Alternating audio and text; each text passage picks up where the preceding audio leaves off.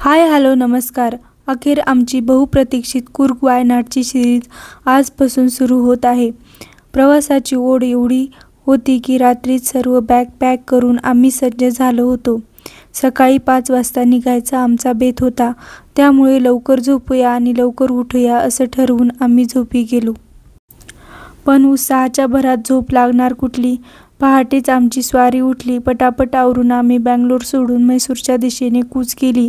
आमचा मार्ग होता बंगलोर म्हैसूर कूर्ग. पहाटेची ती शांतता आणि प्रवासाची एक्साइटमेंट काही वेगळीच होती. बंगलोर म्हैसूर एक्सप्रेसवेवरचा प्रवास म्हणजे एकदम लोण्यासारखा.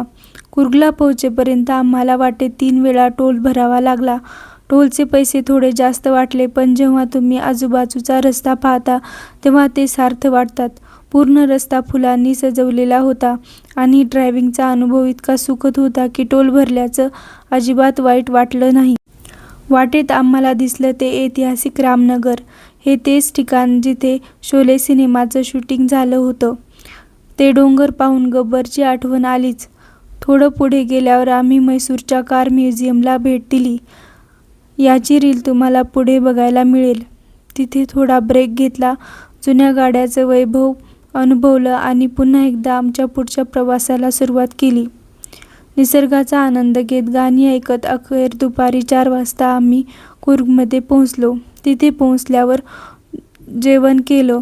इथली हवा आणि हिरवळ पाहून प्रवासाचा सगळा थकवा कुठल्या कुठे पळून गेला. आता कूर्गमध्ये आम्ही काय काय धमाल केली हे पाहण्यासाठी पुढचा भाग नक्की बघा.